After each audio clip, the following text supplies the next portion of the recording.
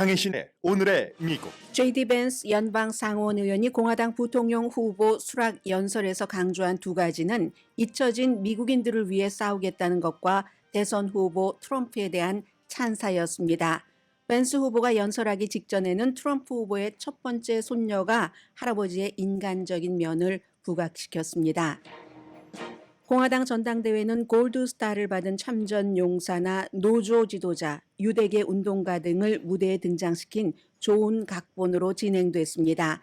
초지일관 불법 체류자를 범죄와 연관시켰고 오늘 트럼프 후보의 수락 연설에서도 이 점은 강조될 것으로 보입니다.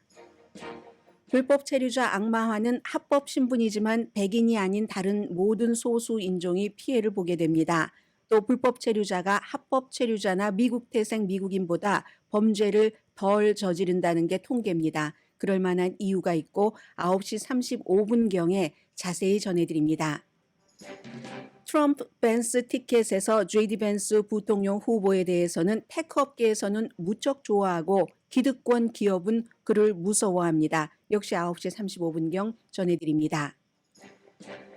바이든 대통령은 코비드와 싸우고 동시에 자신의 당인 민주당과도 싸웁니다. 민주당 인사들은 바이든 대통령이 곧 후보를 사퇴할 것으로 믿는다고 악시오스가 보도했습니다.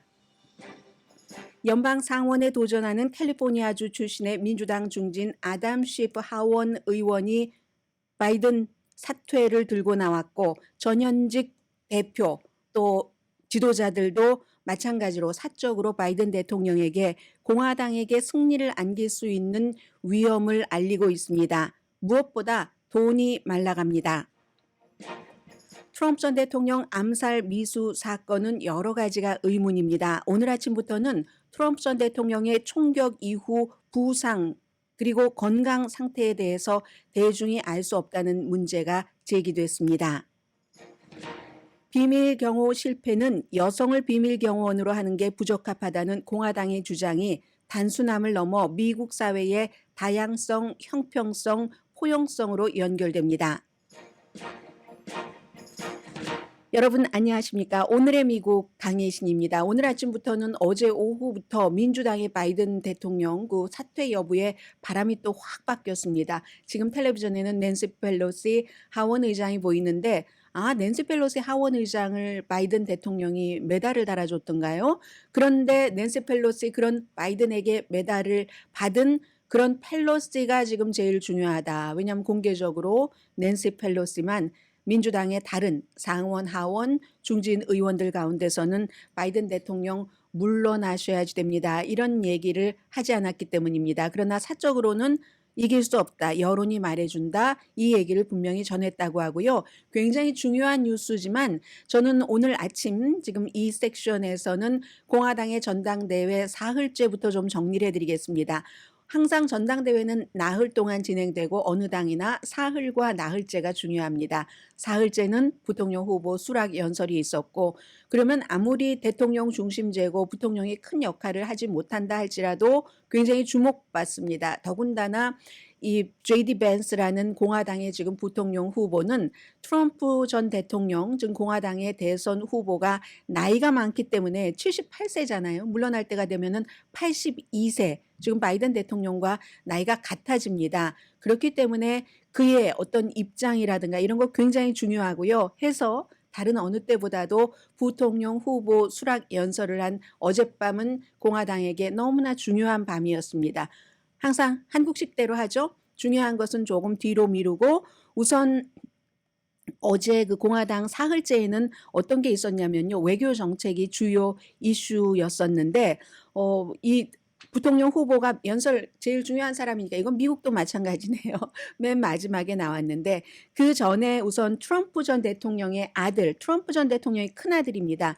큰아들이 이번에 전당대회를 그 기점으로 해서 굉장히 그 공화당에서 어떤 그 파워 있는 인물로 성장을 했습니다. 그리고는 어제 저는 그 며칠 전에 본 그 트럼프 전 대통령의 막내 아들을 트럼프 전 대통령이 어떤 선거 캠페인에서 소개를 했을 장면이 생각이 나던데요. 왜냐하면 이 큰아들이 이거 트럼프 전 대통령의 첫 번째 손주다 하면서 본인의 딸, 장녀가 연설을 한다고 소개를 했기 때문이거든요. 그런데 며칠 전에 뉴스에는 잘 나오지 않았는데 이렇게 텔레비전을 보고 있는데 트럼프 전 대통령이 이제 캠페인을 보는 거예요. 트럼프 전 대통령이 막내 아들을 소개를 했습니다. 18살밖에 안 됐잖아요. 베론 트럼프를. 그리고 이 막내 아들은 첫 번째, 두 번째 와이프도 아니고 세 번째 멜라니아 트럼프와의 사이에서 낳았고 그러면 지금 뭐 첫 번째 아들, 두 번째 뭐가 다 다르 두 번째 딸도 다르고 엄마 아빠가 아니 아빠는 같지만 엄마가 이제 다른 거잖아요. 그 모습에서 베론 그 트럼프를 소개를 하니까 사람들이 너무 많이 박수를 치는 거예요. 그러니까 이제 베론 어린이 베론이 또 뭐 훤칠하고 그렇잖아요. 아주 뭐 영화 배우보다도 더 그냥 보통 사람들이 표현하는 거 잘생겼다고 볼 수 있는 그런 아들인데 얼마나 사랑스럽겠어요. 나이 78세에 18살 아들이 있으니까 사람들이 너무 이 아들에게 집중을 하니까 이 아들이 할 수 없이 원래 그러려고 했던 건 아닌데 일어섭니다. 그 이제 보답하기 위해서 일어서서 인사를 하는데 그때 딱 보니까 큰아들과 작은아들도 그 현장에 있었거든요. 그런데 이상하게 섹션이 나란히 앉아 있는 게 아니라 다 다른 데 앉아 있더군요. 트럼프의 세 아들들이 큰아들은 저쪽에 작은아들은 또 저쪽에 셋째 아들은 이쪽에 앉아 있는데 작은아들은 멈칫멈칫하다가 몇 초보다 더 시간이 지나고 나서 막 일어나서 기립박수를 칩니다. 아버지는 트럼프는 아주 자랑스럽게 막내 아들을 소개를 하고 그런데 저쪽에 앉아있는 큰 아들은 일어나지 않더군요. 박수도 별로 안 쳤던 것 같아요. 어두운 얼굴빛이었습니다. 그 당시에 또 밤이고 해서 어둡기도 했지만 그러더니 어제 전당대회에서 딱 그 본인이 등장을 해서 JD 벤스라는 부통령 후보를 소개하는 그런 자리인데 딱 이렇게 얘기를 합니다. 월요일에 어떤 젊은 여성으로부터 전화를 받았는데 Dad, 나 공화당 전당대회에서 연설하고 싶어요. 할아버지에 대해서 말하고 싶다는 거예요. 그러면서 카이든가요? 카이 트럼프 내 딸을 소개합니다 하고 딸이 먼저 나와서 이제 그 딸을 아버지는 소개를 하고 딸이 할아버지가 얼마나 인간적인 사람인가 뭐 그런 부분들을 얘기를 했거든요. 잠시 그 카이 트럼프라는 트럼프의 첫 번째 손주, 그 손녀죠. 얘기를 잠시 들어보시겠습니다. I am the granddaughter of Donald Trump. I'm speaking today to share the side of my grandpa that people don't often see. 네, 뭐 그냥 어쨌든 언론에서 얘기하는 우리 그 할아버지와 실제 할아버지는 차이가 있다. 너 어떠니? 뭐 이렇게 다정다감하게 보통 사람처럼 한다는 뭐 그런 얘기였습니다. 그런 것이 있었고요. 그리고 또 이제 트럼프의 아들은 fight, fight, fight을 외치면서 이번에 굉장히 그 강한 힘을 가지게 됐습니다. 미래를 위한 마가 그 벤치. 여기에 이제 JD 벤스와 같이 가는 거죠. 두 사람이 굉장히 친하니까는요. 그리고는 어제 이제 골드 메달 수여자들 할아버지가 나와서 이제 할아버지죠. 그분이 다 메달 단 거 타고 뭐 이런 여러 가지 얘기를 했는데 이게 바로 트럼프 전 대통령이 골드 메달 그 수여한 가족에 대해서 전에 아주 좀 험한 말을 했었기 때문에 그걸 이제 어떻게 해보려고 하는 그런 것이었고 반유대주의에 대해서 나는 트럼프를 지지한다. 하버드 졸업생이 유대인 학생들을 괴롭히는 외국인 학생들은 추방해야지 된다. 이게 이제 트럼프 후보의 요구잖아요. 그런 거. 그리고 또 하마스에 억류된 그 미국계 이스라엘 그 부모는 집으로 데려와야지 된다. 이제 이런 구호도 외치기도 했고요. 또 그 션 오브라이언 팀스터 노조의 노조 위원장입니다. 이 사람이 트럼프를 공식적으로 지지하진 않았어요. 제가 모르고 있는 사이에 업데이트가 됐는지 모르겠지만 공식적으로 지지하진 않았지만 이 팀스터 노조의 위원장이 공화당 전당대회 간 건 처음입니다. 노조하면 민주당이잖아요. 그래서 어제도 보니까 그 내려지긴 했던데 팀스터의 그 트위터 X에 보니까 아니 팀스터의 노조 위원장이 그렇게 극우의 인종차별이라든가 여성 혐오, 반 트랜스 정책을 지지해서 우리 노조가 얻는 게 뭐냐 이렇게 이제 반대를 하기도 했는데 그만큼 이번에 그 공화당의 전당대회는 트럼프 전 대통령의 약점을 좀 보완하고 강점을 살리면서 아주 잘 연출된 전당대회였습니다. 물론 한밤의 시사 토크쇼 보니까요. JD 벤스와 니키 헤일리가 굉장히 요리에서 반찬이 되고 있던데 왜냐하면 누구보다도 트럼프를 가장 많이 경멸을 했었던 그런 사람들이 뭐 나와서 전당대회에서 트럼프를 찬사를 보내고 칭송을 하니까 그걸 코미디로 엮었으니 얼마나 재미있었겠습니까? 아무튼 거기까지입니다. 그리고 JD 벤스 후보 하이라이트인데 이 후보가 연설하는데 로스앤젤레스 시간으로 9시도 넘었어요. 제가 어제 회사에 있다가 정말 10시도 넘어서 집으로 들어갔는데 정말 중요한 얘기입니다. 뭐라고 얘기를 했냐면요. 사실은 JD 벤스라는 사람을 미국 사람들도 잘 모르고 세계 사람들도 잘 모르기 때문에 첫 데이트를 하는 겁니다. 어제가. 첫 데이트를 하면 우리가 보통 뭐라고 하죠?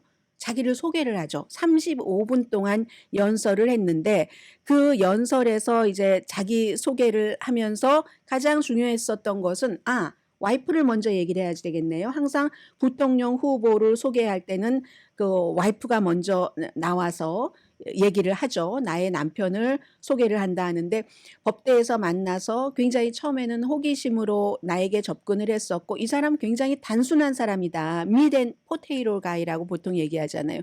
Meat and potato kind of guy 이러면은 단순한 정말 단순한 기본적으로 있어야지 되는 음식을 먹는 사람, 가식이 없고 소박한 사람, 그리고 인도 음식 만드는 법을 본인이 인도계니까 장모에게 배운 그런 사람, 내 남편을 소개한다고 얘기를 했습니다. Although he's a meat and potatoes kind of guy, he adapted to my vegetarian diet and learned to cook food from my mother, Indian food.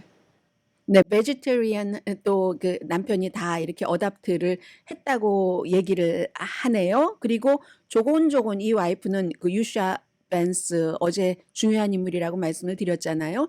이 인물은 조곤조곤 할 말 다 하는 스타일이던데요. 그것도 얄밉지 않게 말하는 성품, 그리고 이제 선을 넘지 않으면서 과장하지 않고 그 자리에서 꼭 할 말만 진정성을 담아서 한다. 저는 그렇게 느꼈습니다. 그리고는 이제 JD 벤스가 후보가 당연히 이제 수락하는 그런 연설을 하죠. I officially accept your nomination to be Vice President of the United States of America. 당연히 이제 바이든과 다른 정치인들과는 달리 본인은 미국의 노동계급 오하이오 마을에서 가난하게 아주 중독된 사람들이 많은 그런 곳에서 자란 것을 쭉 회상을 합니다. 그래서 결국은 나는 내 자신이 어디서 왔는지 절대로 잊지 않는 이제 부통령이 되겠다라고 다짐을 계속 이렇게 했고요. 고등학교 때 거의 낙제할 뻔했다잖아요. 그러다가 이제 해병대에 갔고 해병대에 갔다 와서 GI 빌로 오하이오 주립대학 나오고 예일 법대를 갔는데 그게 아메리카라는 거죠. 이건 이제 유샤 벤스 이제 세컨 레이디가 될지도 모르는 그 사람도 강조를 한 얘기입니다. 우리 남편이 그런 어려움을 겪고 이렇게 됐다. 그러면서 또 중요한 것 하나는 다시 태어난 마가잖아요. 트럼프를 미국의 히틀러라고 얘기를 할 정도였었는데 다시 태어난 마가 나중에 상원의원 될 때는 트럼프의 지지로 이제 상원의원에 당선이 된 거죠. 그런데 그것도 미국의 히틀러 바보라고 트럼프를 표현을 했었던 사람인데 트럼프에 대한 찬사를요. 시간을 재봤습니다. 그랬더니 이게 35분 연설에서 5분을 했어요. 보통 부통령이 그 다음날 후보 수락 연설을 할 대통령에 대해서 찬사를 보내죠. 근데 이 정도는 아니거든요. 5분을 칭송하면서 트럼프의 경제정책 무엇보다도 총탄을 맞고 총알을 맞고도 그렇게 할 수 있는 그런 사람 그리고 아버지로서 얼마나 훌륭한 사람 이런 일반 땡큐보다 아무튼 길게 트럼프에게 땡큐를 해서 never 트럼프 가이에서 이렇게 마가의 새로운 것을 이어갈 그런 사람을 얘기를 했고 바이든에 대해서 때리는 게 부통령 후보의 목표입니다. 그리고 임무입니다. 바이든이 미국 제조업을 중국에 팔아넘겼고 그 대가는 이제 중국의 펜타닐 같은 것이 미국에 들어온 것이며 이게 바로 미국의 기득권층이 한 일이다. 이러면서 이제 과거에는 뭐라고 얘기했냐면요. 트럼프는 문화의 헤로인이다. 이런 식으로 얘기를 했었는데 어제는 이제 분위기 완전히 바꿔서 특히 전기 자동차를 바이든 대통령이 지지한 것을 굉장히 비난합니다. 이게 이제 공화당 트럼프를 좋아하는 사람들이 공통적으로 비난하는 그런 부분이죠. 이제 이분은 본인이 러스트벨트 그곳에서 자랐으니까 그 전기 자동차 때문에 이 러스트벨트 사람들이 예를 들어 미시건이나 이런 데 일자리를 잃었다 해서 이제 그런 얘기를 하는 거고, 그리고 이민에 대해서는 본인 와이프도 이민자의 딸이잖아요. 어머니 아버지 다 인도에서 이민 온 사람, 힌두교 신자인데 베지터리언이라고도 어제 얘기를 하고요. 미국은 전통적으로 새로운 이민을 받아들이는 건 맞지만 외국 노동력을 수입해서는 안 된다라고 얘기하면서 다시 이제 본인의 뿌리로 돌아갑니다. 본인처럼 싱글맘, 그러면서도 아주 어려운 환경에서도 이렇게 뭔가를 극복을 해야지 되는 그런 그 미국 사람들에 대해서 말을 합니다. Our movement is about single moms like mine who struggled with money and addiction but never gave up. And I'm proud to say that tonight my mom is here, 10 years clean and sober. I love you, Mom. 네, 이때는 좀 감동적이었습니다. 많이, 조금 아니고요. 왜냐하면은 이 어머니가 본인이 얘기하잖아요. 싱글맘으로 아버지는 뭐 어렸을 때 어디로 가셔서 잘 모르게 됐고, 어머니가 싱글맘으로 약에 중독되고 돈이 모자라고 남자도 많이 바뀌고 하면서 결국 본인은 할머니 손에 컸습니다. 그래서 할머니 뭐 맘마우라고 얘기를 하는데, 맘과 그 또 할머니 그랜마 해서 그렇게 합쳐서 부른다고 하는데, 그 할머니에 대해서 많이 얘기를 했고요. 2005년도에 돌아가셨는데 그것도 아주 영리하게 얘기를 했습니다. 할머니가 돌아가시고 나서 보니까 집 여기저기에 뭐 19발의 그 총알이 장전된 총이 있더라. 이거 공화당이 얼마나 좋아하겠어요. 와 하고 이제 그런 얘기를 했고, 그리고 마지막으로 제일 중요한 것은 나는 절대로 외면당해 왔고 잊혀진 노동 계급을 잊지 않겠다. 아팔라치안 그 탄광 그쪽 지대 가난한 가족에 관한 그런 여러 스토리를 쓴 그 힐빌리 엘러지, 나는 나의 그 뿌리를 잊지 않겠다라고 어제 다시 다짐을 했습니다. To the people of Middletown, Ohio, and all the forgotten communities in Michigan, Wisconsin, Pennsylvania, and Ohio, and every corner of our nation, I promise you this: I will be a vice president who never forgets where he came from. 네, 어제 이제 제가 이 JD 벤스 부통령 후보의 연설을 들으면서 생각한 것은, 연설하는 그 자체가 굉장히 막 파워풀하고 뭐 화끈하고 이 스타일은 아니에요. 물론 이 스타일도 바뀔 수 있습니다. 정치인으로서는 뭐 2년 정도 연방 상원의원을 했기 때문에 그전에는 이제 캐피털 벤처 캐피털 뭐 이런 데서 일을 했었고, 그래서 발전할 수는 있지만 지금 그 스타일 자체가 파워풀한 웅변가 스타일의 그런 사람은 아니에요. 그런데 내용은 상당히 아주 그 단단했다 하는 생각이 들고, 불편한 건 또 다 피해가더군요. 낙태에 대해서 말하지 않았습니다. 본인이 근친상간 강간 당해도 아이를 낳아야지 된다. 아니면 살인이지. 그리고 한 그 주정부뿐만이 아니라 전국적으로 낙태를 금지하는 것을 강하게 지지하다가 지금은 트럼프의 부통령이 됐었어야지만 됐기 때문에 본인의 야망, 그래서 이제 트럼프 쪽으로 조금 온건하게 옮겼고, 우크라이나에 대해서도 미국의 지도자는 그렇게 말하진 않잖아요. 동맹국에 대해서 우크라이나에 무슨 일이 일어나는지 내가 알 게 뭐예요? 이런 식으로 얘기를 했었거든요. 어제 이런 말은 하지 않았습니다. 다만 한국도 신경을 썼을 거예요. 동맹국이 공정한 그 부담을 해야지 된다. 안보나 이런 분야에 대해서 그렇게 얘기를 해서 굉장히 좀 저는 내용 자체는, 특히 이제 그 부통령 후보가 공화당 후보가 뭐 세금 인하라든가 이런 걸 얘기하지 않는 사람이 없거든요. 트럼프 전 대통령은 오늘 얘기를 하겠죠.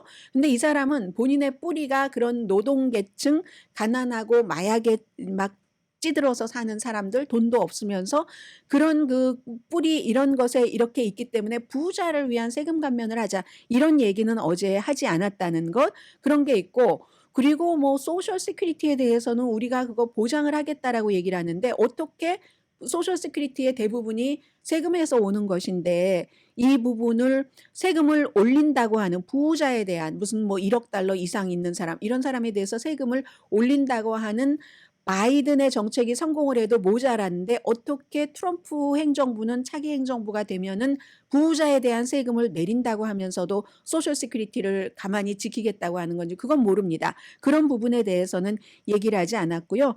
아무튼 어제 데이트는 데이트였지만 사적인 데이트가 아니기 때문에 그의 경제에 관한 이런 부분들은 좀 세심하게 그 트럼프 전 대통령은 이제 기분이라든가 이런 감으로 갖고 가고, 이 사람은 젊기도 하고 어떠한 체계적인 모를 쌓았기 때문에 경제적인 정책에 대해서 지금 실리콘밸리나 미국의 기업에서 보고 있는 바가 있거든요. 그건 이제 뒷부분에 말씀을 드리기로 하고요. 그래서 어제 잊혀진 그런 계층을 위해서 일하겠다는 것이 가장 인상적이었고 중요한 빔이었고 그것 때문에 트럼프가 J.D. 벤스라는 오하이오 출신의 연방 초선 상원 의원을 자신의 부통령 후보로 선택을 한 거고요. 그리고 또 하나 이것도 지금의 공화당의 성격인데 어제 가장 인기 있었던 사람이 누구냐면요. 피터 나바로. 트럼프 시대의 그 백악관의 경제 자문이었던 특히 중국에 대해서 엄청 때리기를 했던 근데 이 사람이 어제 딱 등장을 하니까 엄청나게 환영을 받았는데 중국 때리기 때문에 환영받은 게 아닙니다. 감옥에 4개월 갔다 온 사람이기 때문에 훈장이에요. 감옥 갔다 온 게. 왜냐? 1월 6일 의사당 폭동 사건에 대해서 의회에서 나와서 증언해라 하는데 그 증언을 거부하고 소환장 거부하고 해서 의회 모독죄 등으로 감옥살이를 하고 나왔잖아요. 그 감옥에서 나왔기 때문에 이 사람 감옥에서 나오면서 한 얘기가 있죠. 내가 감옥에 갔기 때문에 여러분이 감옥에 가지 않습니다. 트럼프 전 대통령과 똑같은 말을 하는 거죠. 그래서 이 사람이 어제는 피터 나바로가 제일 인기 있는 사람이었다 하는 것이고요. 그리고 또 하나는 저는 트럼프 전 대통령이 어제 굉장히 힘들어 보였습니다. 지역에 따라서 채널이 다르지만 저희 회사에서는 37번도 CNN이고 201번도 CNN입니다. 그런데 저는 37을 보지 않고 CNN을 볼 때 202를 봅니다. 왜냐하면 바로 202가 팍스이기 때문에 그렇습니다. CNN과 팍스를 같이 보고 싶은 거예요. 뭐 어떤 땐 텔레비전 모니터 2개 놓고 보고 있기도 하지만 그래서 보는데 어제 그 전당대회를 쭉 진행하는 과정에서 팍스와 CNN이 다른 점이 하나가 있습니다.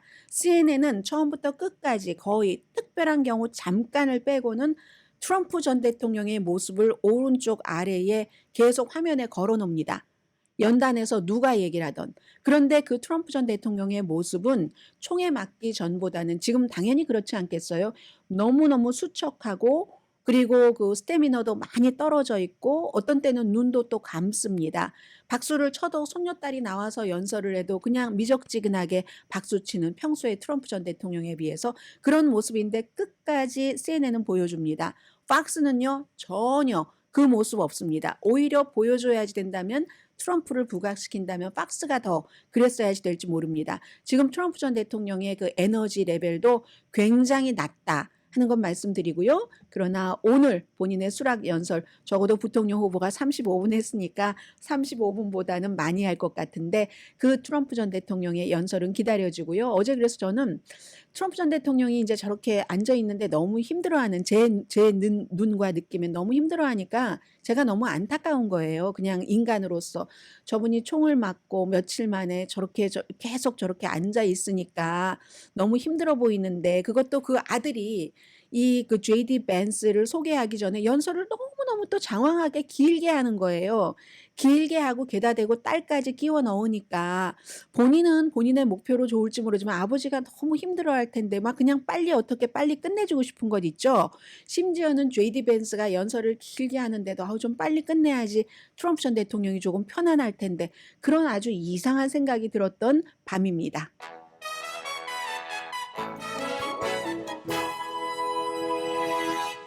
잠시 뒤에는 사실 이게 더 중요한 뉴스일 거예요 아마. 바이든 대통령 지금 많은 것이 변하고 있습니다. 트럼프 전 대통령 암살 미수 사건이 일어났을 때 오늘의 미국에서 계속 강조해서 말씀드린 게 끝이 아니다 라는 것이었잖아요. 지금 민주당에서 새로운 시작이 시작되고 있는 것처럼 보입니다. 잠시 뒤에 전합니다. 라디오 서울 방송 오늘의 미국 듣고 계십니다. 오늘 그 뉴욕 포스트 일면을 보니까요. 반란이 돌아오다 하는 신문입니다. 이 바이든 대통령 모습이 있고요. 바이든 대통령이 코비드 19에 걸려서 어제 그 라스베가스에서 아주 중요한 때였었죠.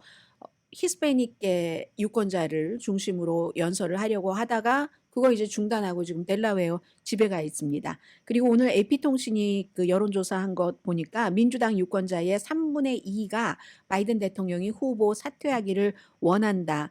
여전히 공개적으로는 뭐 어떤 매체는 요즘 고집을 피운다 이런 표현을 하는 것도 있는데 공개적으로는 그렇지만 비공개적으로 압박이 커져가면서 바이든 대통령이 어제 이제 그 코비드 19에 내가 걸렸다 하는 것을 발표하기 전에 미리 인터뷰를 한 그런 방송과의 인터뷰를 보면은 내가 만약에 의료 문제, 이 건강에 문제가 있다면 한번 다시 생각을 해보겠다 이렇게 얘기를 했는데 그 얘기하고 나서 몇 시간 뒤에 코비드 19이 딱 걸린 겁니다.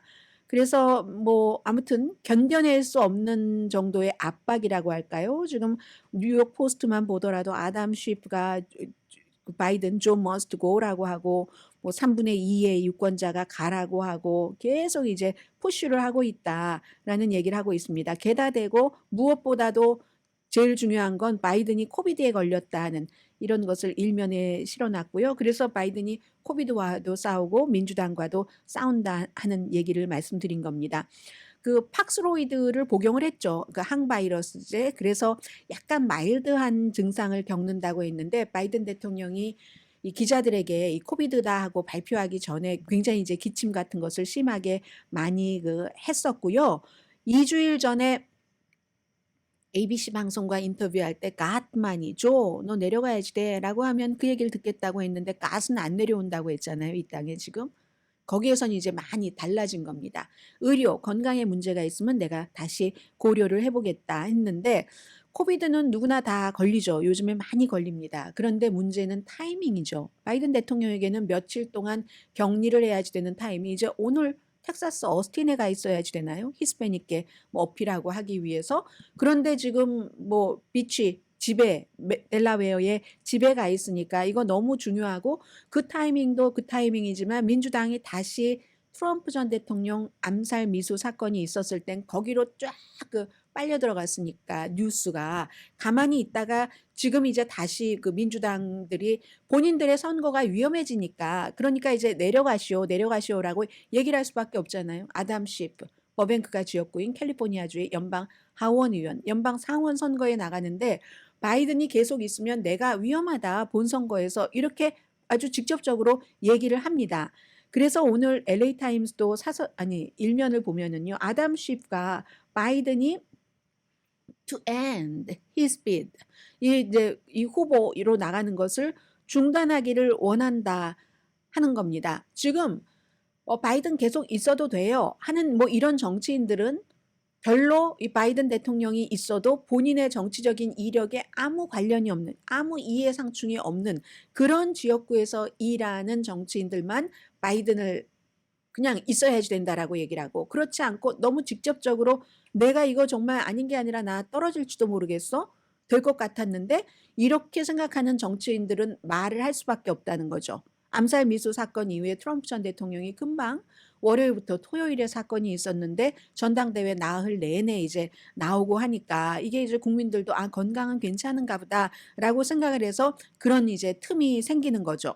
그게 이제 로스앤젤레스 타임스고 다른 매체들도 이제 전부 그런 얘기를 하는데 지금 현재의 하원의 그 원내 대표가 하킴 제프리스도 비슷한 얘기 여론조사가요. 그리고 우리 그 하원 의원들이 이런 얘기를 합니다. 이런 직원 전원 충원 간언 같은 것을 바이든 대통령에게 했다고 하고 척 슈머 민주당의 상원 원내 대표도 주말에 뭐 공개적으로는 얘기하지 않지만 끝내는 게 좋다. 이거 사적으로도 공화당에게 승리를 안겨줄 수 있는 리스크가 너무 큽니다.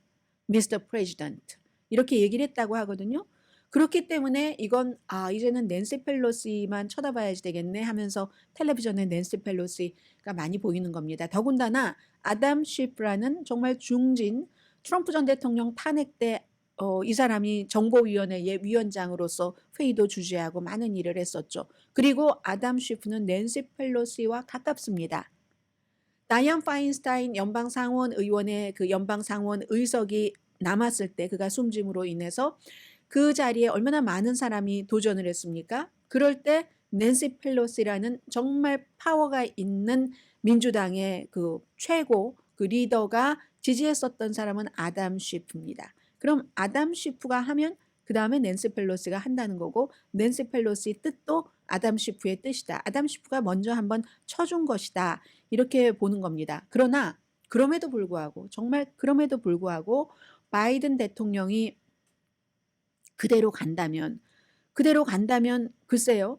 지금 민주당 내에서는 당에서도 어떤 게 있냐면 8월 1일에 온라인으로 먼저 이제 대의원들 투표를 가상 투표를 먼저 하기로 룰을 정해놨어요. 전당대회는 8월 19일이지만 민주당은 가상 투표를 먼저 하기로 했는데 이때 가상 투표에서 원래 후보들이 8월 1일이면 지금 12일 남았네요. 13일 남았나요? 거기에 바이든에 투표를 해버리면 그러면 그 다음에 지우기가 굉장히 어려워집니다. 그리고 이걸 너무 늦게까지 미룰 수도 없어요. 8월 7일이 넘어가면 공화당에서 고소할 겁니다. 아니 니들 원래 룰이 8월 언제 8월 1일에 뭐 가상 투표 하기로 해놓고 왜 안 하는 거야? 뭐 이렇게 고소를 할 수도 있고 하니까 그렇기 때문에 오늘 악시오스가 얘기하기를 바이든 대통령이 아마 이번 주말에 후보 사퇴를 결정할 수 있다라고 얘기하는 시점이 그래서 나오는 것 같고요. 그렇다고 해서 바이든 대통령에게는 옆에서 계속 그렇게 속삭이는 사람들이 있겠죠. 승리 가능성이 조금 줄어든 것은 사실이지만 그렇다고 사라지진 않았습니다. 그런데 토론에서 실패한 거 되돌릴 수 없죠. 노화를 되돌릴 수 없습니다. 언론이 이렇게 계속 바이든 대통령 추적하고 게다가 대고 코비드 19까지 걸렸어요. 이런 것을 멈출 수가 없는 거죠. 그래서 이제 그 바이든 대통령, 최종적인 결정은 바이든 대통령이에요. 왜냐하면 그 대의원을 갖고 있으니까 예비선거에서 갖고 있는 그리고 여론의 3분의 2는 사퇴하세요. 이렇게 얘기를 하고 근데 중요한 것 항상 제일 중요한 건 돈이라고 거듭 말씀드리잖아요. 제프리 카젠버그가 누굽니까?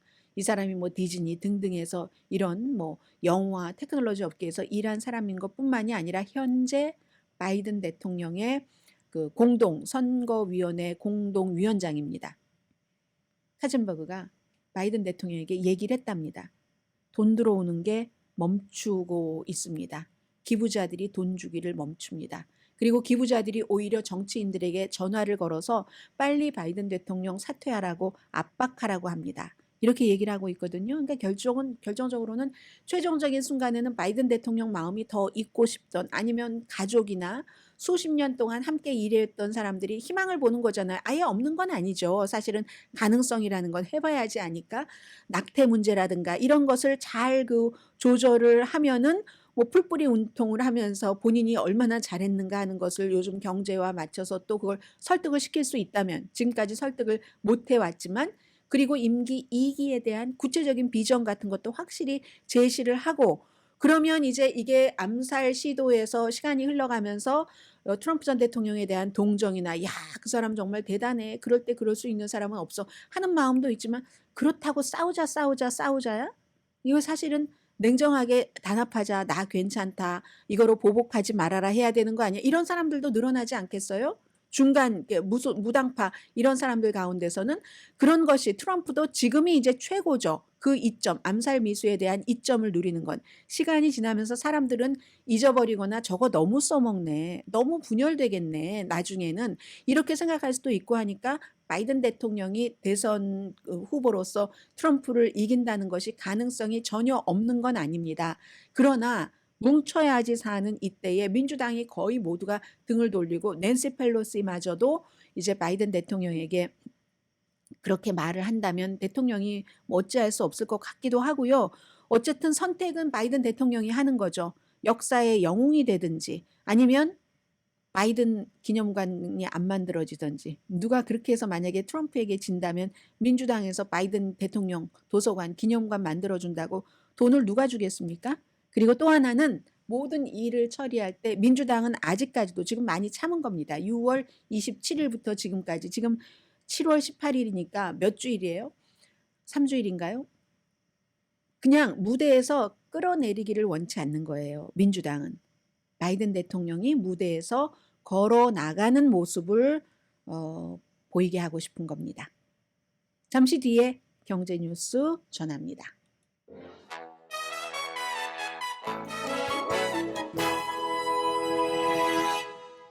라디오 서울 방송 오늘의 미국 듣고 계십니다. 먼저 이제 이민자에 대해서 좀 말씀을 드리겠습니다. 제가 공화당 전당대회를 사흘 보면서 초지일관 이제 그 유명한 사람들이 쭉 나와서 이민에 대해서 얘기를 하는데 뭐 어제는 보니까 그렉 에버트 텍사스 주지사도 나왔던데 한국, 일본 뭐 다 거쳐서 왔네요. 바이든 대통령이 뭐라고 얘기를 하냐면은 강간, 살인범, 테러리스트들까지 불러서 그래서 그 대가는 치명적이고 우리가 다 치르고 있다. 테드 크루즈 날마다 미국인이 이민 범죄자에 의해서 숨진다. 트럼프 전 대통령도 오늘 저녁에 같은 얘기를 할 겁니다. 그런데요.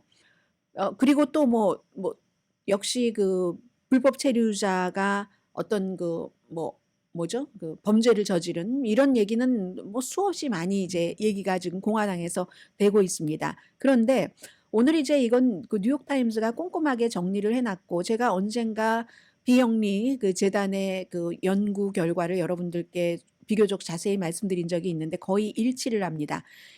최근에 나오는 여러 가지 그 연구 결과 이런 것과는 전혀 반대 방향이라는 겁니다. 2020년도에요. 불법 이민을 얼마나 많이 단속을 했습니까? 그때 이제 트럼프 시대예요. 그래서 불법 이민자들이 급격히 줄어들었는데 살인율은 높아졌다는 거. 범죄가 너무너무 많다 하는데 혼돈하시는 것들이 있는데요. 자동차, 뭐 절도 이런 건 많지만 살인율은 줄어듭니다. 심지어 캘리포니아주에서도 2021년과 2022년 이제는 바이든 시대입니다. 막 국경에서 하루에 10,000명 넘어오고 얼마나 대단했어요? 불법 이민이 급격히 상승했습니다. 그런데요, 살인 사건은 줄어들었습니다. 이건 데이터가 말해주고 있습니다. 그래서 장기간에 걸쳐서 수십 년 동안을 이렇게 계속 150년을 조사한 것도 있는데 이민과 범죄 사이에는 아무런 연관 관계가 없다는 겁니다. 그리고 제가 왜 이런 말씀을 드리냐면 여러분과 제가 합법 이민자고 합법적으로 미국 시민권자라 할지라도 동양인의 얼굴을 하고 있다는 백인이 아니라는 이유만으로 그냥 그다음 말은 안 해도 아시겠죠? 실제로 당하신 분도 계실지 모르겠습니다. 그런 걸 막아야지 되는 것 아닌가요? 그래서 살인율은 각기 다른 시기에 다른 이유로 오르락내리락 하는데 그 차트까지도 쫙 보여주는데 저는 그 숫자 차트는 말씀 안 드리겠습니다. 관심 있으신 분은 오늘 뉴욕타임즈를 보시면 되겠고요. 물론 일부 이민자들이 폭력 범죄를 저지르죠. 많이 보죠. 미국에 4,500만 명 이상의 이민자들이 있습니다. 캘리포니아주의 인구가 4천만 명인데 그런데 그 사람 가운데 일부는 물론 나쁜 일을 하겠죠. 그건 미국 태생도 마찬가지로 폭력 범죄를 저지릅니다. 그런데 트럼프와 공화당 측에서 많이 심지어 이제 한인분들도 마찬가지예요. 이민자들이 범죄자가 될 가능성이 높고 이미 심지어 정신병원에 있는 사람들을 다른 국가에서 미국으로 보낸다고 아주 허무맹랑한 감옥에 있는 사람들 풀어서 보낸다고 주장을 하고 있잖아요. 물론 몇 가지 일들이 있겠죠 당연히 인간 사회니까 그런 거는 우리가 일화라고 얘기를 하는 거죠.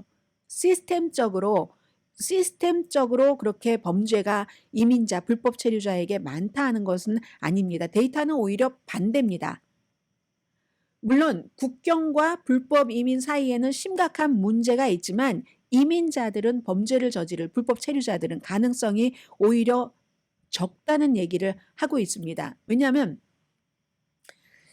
예를 들어 뉴욕이나 시카고라든가 덴버 지난 몇 년 동안 이민자들이 얼마나 많이 들어갔어요. 그런데 같은 기간 동안 살인율은 줄어들었거든요.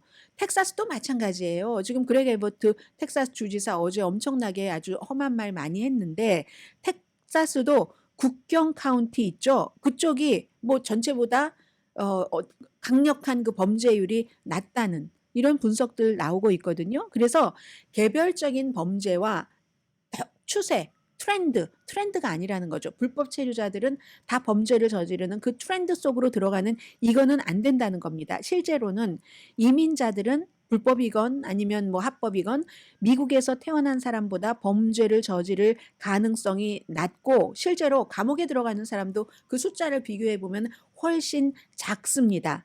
왜 그렇겠어요? 이민자들이 미국에 온 동기를 생각해 보면 이건 다 알 수 있는 것 아니겠어요? 많은 사람들이 특히 이제 목숨을 걸고 불법 체류자는 목숨을 걸고 라틴 아메리카 거쳐 멕시코 거쳐서 오잖아요. 정글, 강, 사막 다 거쳐서 미국에 도착해서 조금이라도 더 벌어볼까? 뭐 이런 경우는, 그리고 아니면 폭력을 피해볼까? 이런 사람들인데 만약에 그렇게 해서 불법을 저질러서 잡히면 어떻게 되겠어요? 그래서 더 조심조심 법을 위반하는 그런 일을 하지 않을 동기가 다른 사람들보다 훨씬 강하다는 겁니다. 물론 이제 국경에서의 불법 이민 이런 걸 걱정할 만한 정당한 이유는 충분히 있지만, 그리고 불법 체류자들이요 미국에서 실제로 무슨 뭐 경제력으로 이 사람들이 없으면 미국이 또 지탱되지 않는 것도 사실은 있습니다.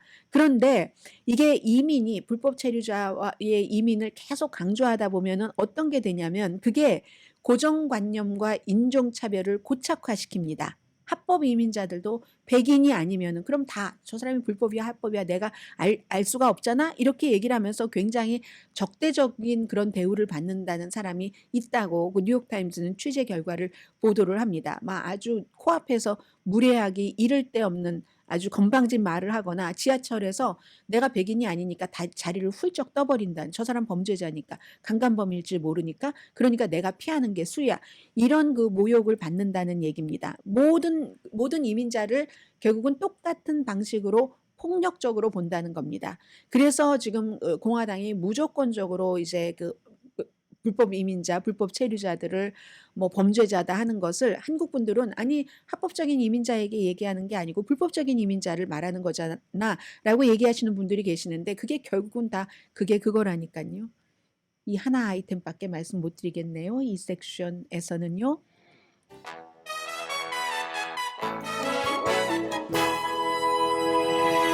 네, JD 벤스 공화당 부통령 후보를 왜 일반 그 기존 기업이 무서워하고 CEO들이 기술 기업이 좋아하는가, 이 얘기는 그냥 간단히 1, 2분에 전해드리기는 좀 그래서 내일로 미루죠. 예. 자, 그리고 이번에는 트럼프 전 대통령 그 암살 미수에 대해서는 일반인들도 궁금한 게 너무 많습니다. 뭐 정치적인 그 총격범이요. 20살에 총격범이 정치적인 시각이 있었다 하는 것은 좀 아닌 것 같다 하고 FBI가 현재는 그런 증거가 없다라고 얘기를 합니다. 그게 고등학교 다닐 때 어떤 친구는 기본적으로는 굉장히 보수적인 시각을 갖고 있었죠라고 얘기를 하기도 하지만 또 등록된 공화당이기도 하지만 뭐 선거 그 유권자 등록 같은 것을 많이 하는 민주당 성향의 어떤 슈퍼팩에 $15를 기부한 것도 있으니까 그게 바로 의사당 폭동 사건이 일어나고 나서 바이든 대통령 취임식 날인가 그럴 겁니다. 그랬으니까 이게 애매하다라고 얘기를 하고 있고, 또 어떤 사람은 취재를 해보면 그 펜실베니아 그쪽에 가서 베델 파크인가요? 해보면은 양당 정치인에 대해서 다 그 경멸을 했다 이런 얘기들도 하고 있거든요. 그래서 잘 모른다고 얘기를 하고, 그리고 어제는 제가 항상 방송하면서 좀 추가하거나 정정해야 될 것은 그 다음이라도 꼭 여러분들께 하고 있습니다. 이 총격범이 거기에 등장을 했었을 때 처음부터 그 경찰들도 이상하게 생각을 했고 제보를 받고 또 마지막 제보가 사건이 일어나기 1분 30초 전이었었지만 그래서 하기가 힘들었다 하지만 한 30분 전부터 경찰이 이상하다고 생각을 했다고 하죠. 이상하다고 했는데 이상하다고 생각을 했었을 때는 이 총격범이 총을 갖고 있다는 것은 몰랐었다. 로컬 경찰은 그런 얘기를 합니다. 그리고 전반적으로는 이게 굉장히 많은 것들이 달라질 것 같은데요. 커뮤니케이션의 문제이기도 하고, 아니 왜 그걸 다 비밀 경호국이 안 해? 이게요. 비밀 경호국이 예산이 $30억 미국이요. 그리고 또 8,000명이 있지만 그 펜실베니아의 트럼프 전 대통령의 그 같은 선거 유세에는 한 500명 정도가 배치돼야 된대요. 비밀경호원이. 그리고 저격수만 한 30명 정도 배치가 되는 게 맞다고 하거든요. 요즘에 그렇게 못한답니다. 왜냐하면 대통령뿐만이 아니라 비밀경호원은 대통령뿐만이 아니라 대통령 와이프, 대통령 뭐 아들, 딸, 대통령 손주까지, 바이든 대통령 나이가 많잖아요. 가족이 많아요. 봐야지 될.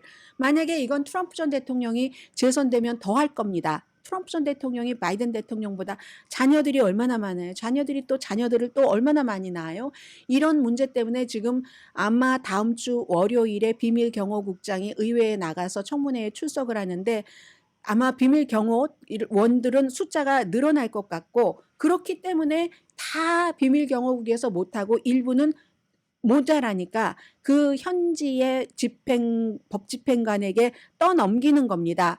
그리고 여기서 더 중요한 것은 이 말씀을 드려야지 되는데 여기서 요즘 박스 텔레비전을 보면은 뭐 예를 들어서 공화당의 플로리다의 코리 밀스 같은 의원이 하원 의원이 내가 본 것은 DEI 고용 때문에 그렇다. 이게 뭐냐면 다양성, 형평성, 포용성. 그러니까 한마디로 이 비밀 경호국에는 여자는 고용하지 말고 그냥 뭐 남자, 그것도 어떤 남자 이렇게 하라는 여기까지 이제 문제가 가고 있거든요. 그런데요, 어떤 분들은 거봐, 그래, 나도 뭐 여자지만 뭐 남자가 잘해 이렇게 얘기를 하는데 요즘 세상에는 남자 여자 다 적절하게 비밀 경호팀에서도 할 일이 있고 누구는 총도 뭐 제대로 못 찍고 하는데 그 전문가들이 얘기할 때는 그 상황에서 그 정도의 대응은 그 전문가가 누구냐면요, 정말 전문가예요. 로버트 맥도널드 뉴헤이븐 대학교에서 이 관련 강의를 하고 있는 그 반응은 요원들이 굉장히 훌륭하게 일했다 하는 건데 이게 여자 하니까 그렇지 뭐 건장한 남자 하지 않으니까 이렇지 이런 것으로 많이 가고 있습니다. 강혜신이었습니다.